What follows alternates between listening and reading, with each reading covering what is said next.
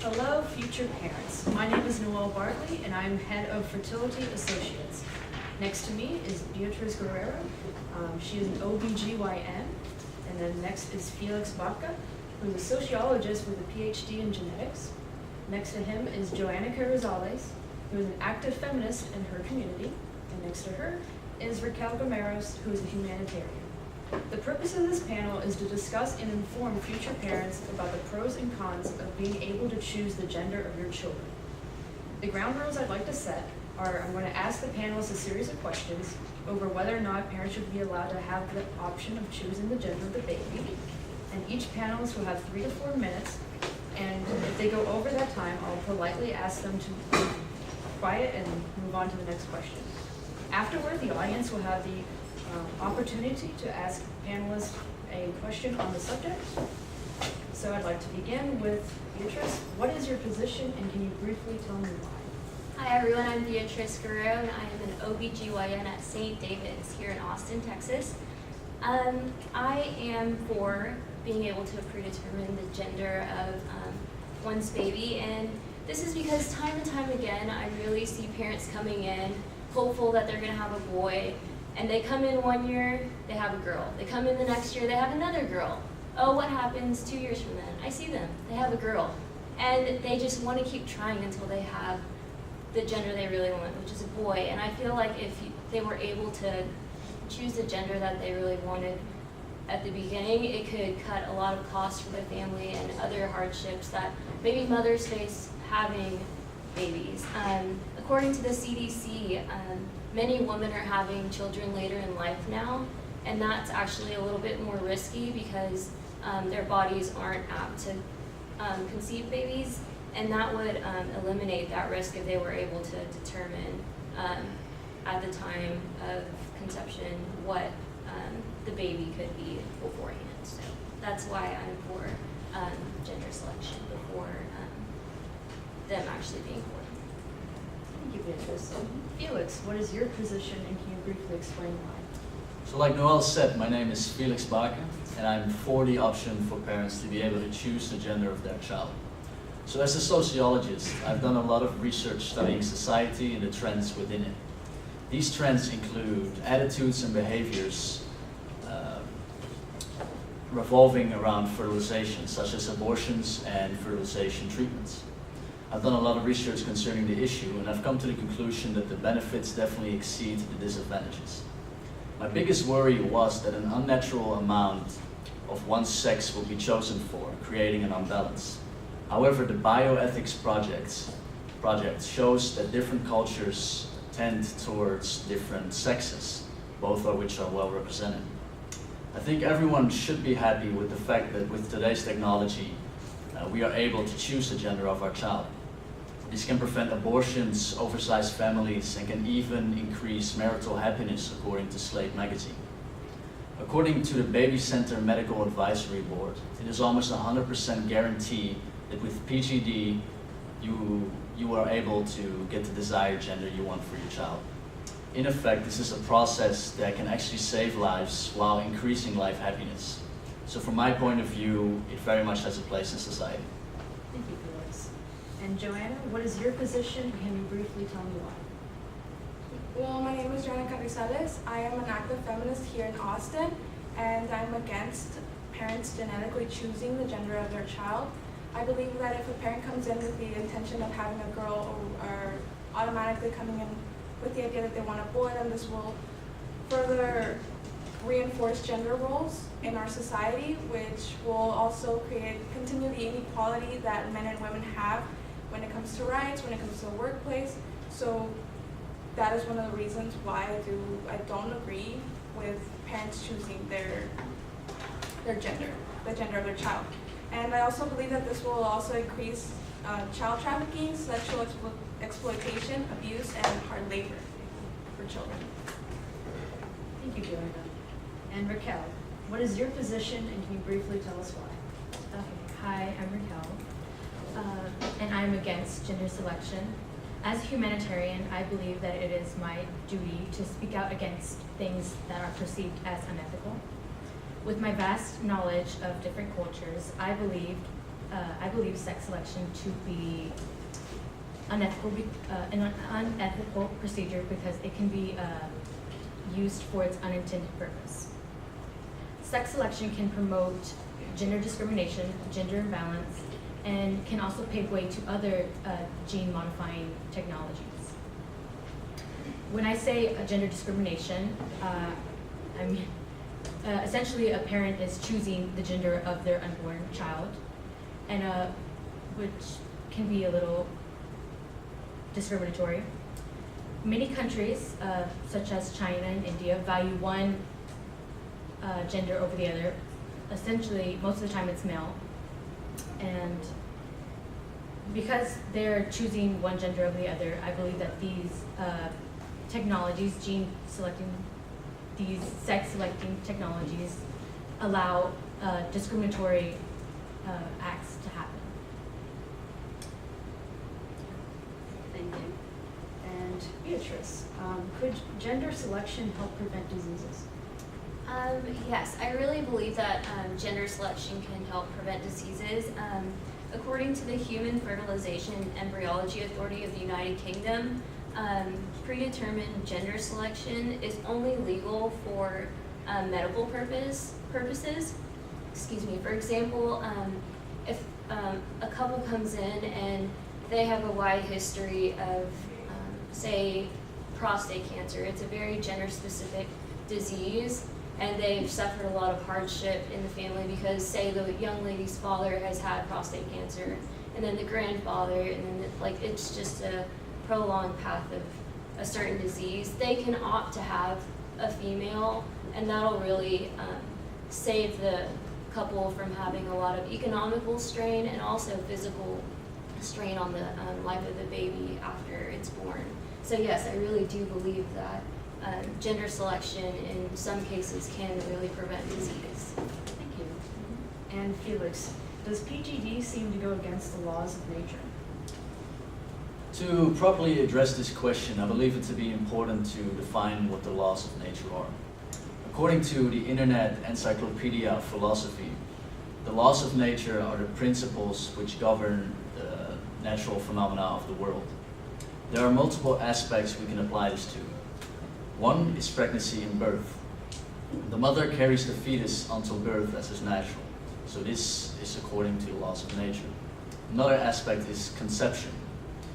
There are eggs that are fertilized by sperm in both PGD and nature, so this seems quite natural as well. But PGD insemination occurs extracorporeal, which means that it happens outside of the body.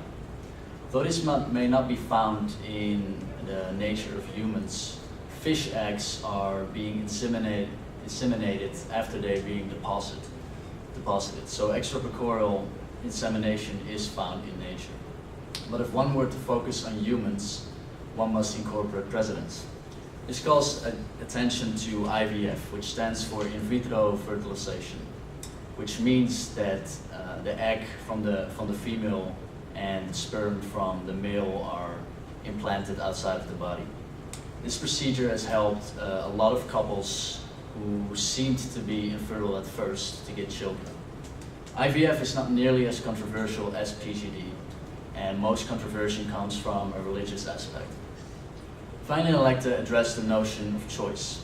Choice as itself is one of the most fundamental aspects of humanity.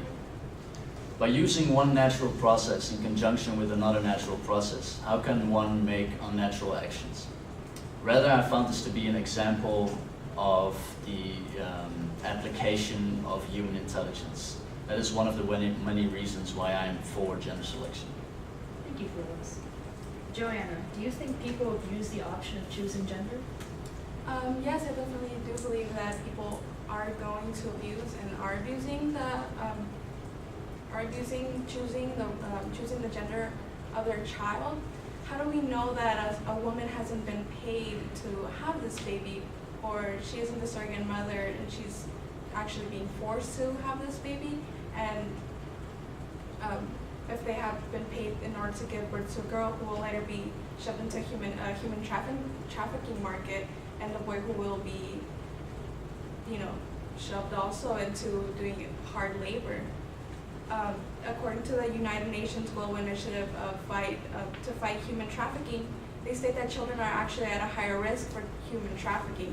So when a family comes in, let's say a family, and they come in with saying, "I want a girl," how do we know that the intentions are in the correct place, and that they're actually doing it for profit and to get something out of that child's work?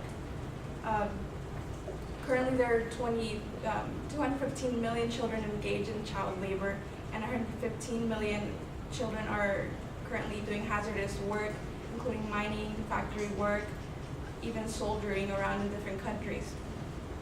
The biggest threat that the Save the Children organization says is that children are being used for sexual exploitation, and so I just feel that we need to be careful that there are people that we understand that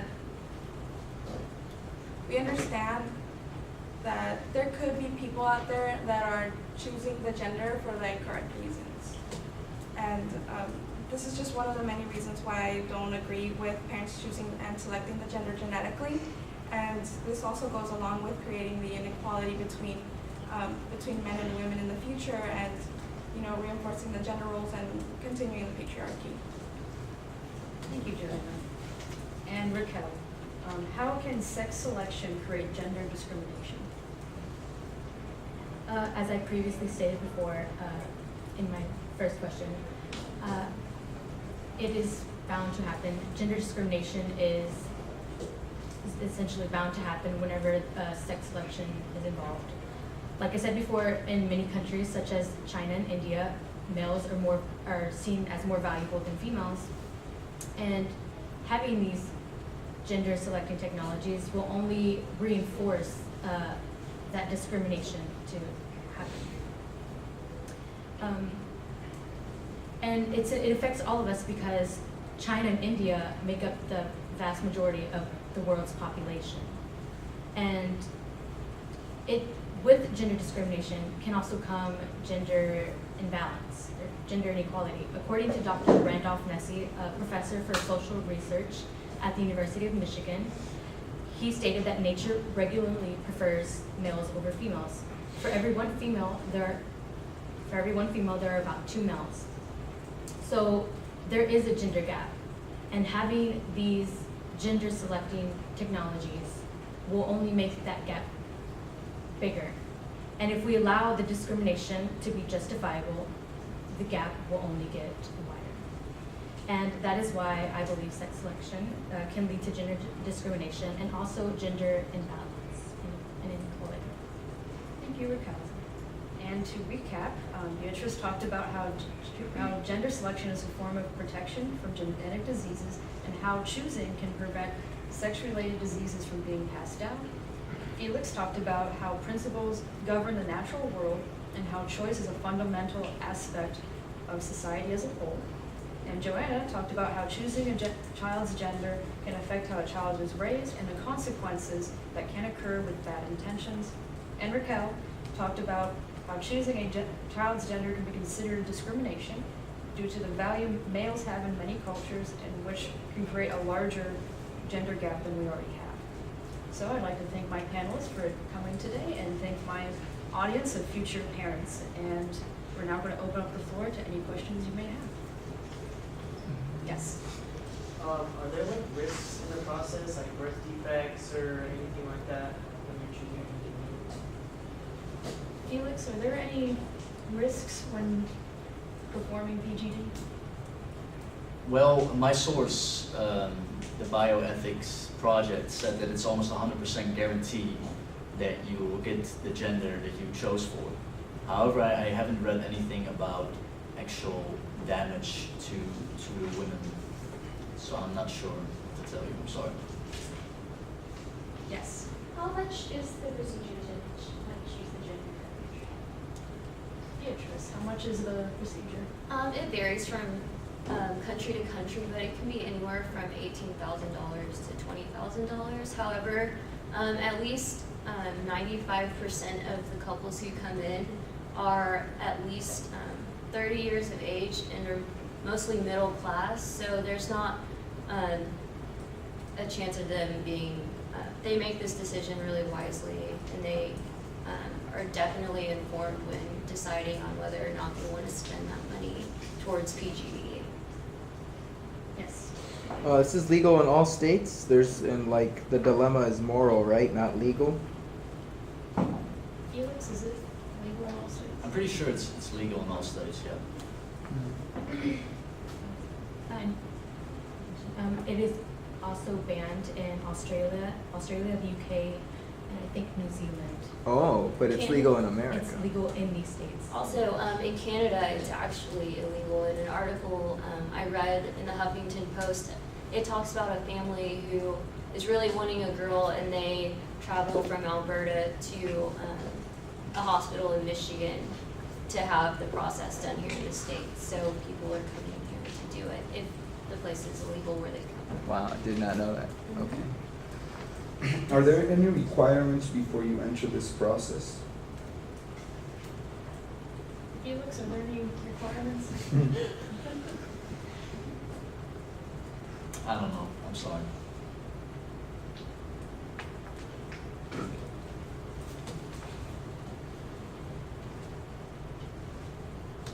Are there any other questions? I have a question, I'm not sure if you'll be able to answer it, but how do you think, I myself am adopted. Do you think that people in the past, if they really, really wanted a boy, really wanted a girl, had trouble maybe, or nervous about getting pregnant, went and they adopted children, and you can choose a specific gender? Do you think that if people in the future can all choose the gender that they want or have access to that, that might affect adoption rates and increase, I don't know, children in foster homes, orphanages, stuff like that? Wow. Oh, that's I know a that's really kind clever of question. a rough question. So Beatrice, do you feel, Just your opinion. what is your opinion on the amount of adoptions compared to in the future if this was to become a more normal routine to choose the gender of the baby? I mean, it all depends on how widely this form of technology is accepted. I mean, the ultrasound didn't come until like apparently mid 80s, early 90s, and they all thought it was kind of weird at first, but they really started to embrace it. So if it happens with this, then I don't think it'll keep people from adopting. I really don't think it will. Because like you said, you can choose gender if you do adopt like an infant. And I think there will always be people that will want to do that. And also the gender selecting, I think, will be more for people who are very adamant about having a baby with the person they love, like genetically. Like for example, my mom and my stepdad want to have a kid solely because they want it to be theirs, like from each person. You know, I think that definitely needs to be taken into account too whenever people want to genetically or choose which they want, a boy or a girl. And I think that'll be taken into consideration. But according to like your question about adoption, I don't think it'll keep or change much with that. Any other questions? All right, thank you all for coming.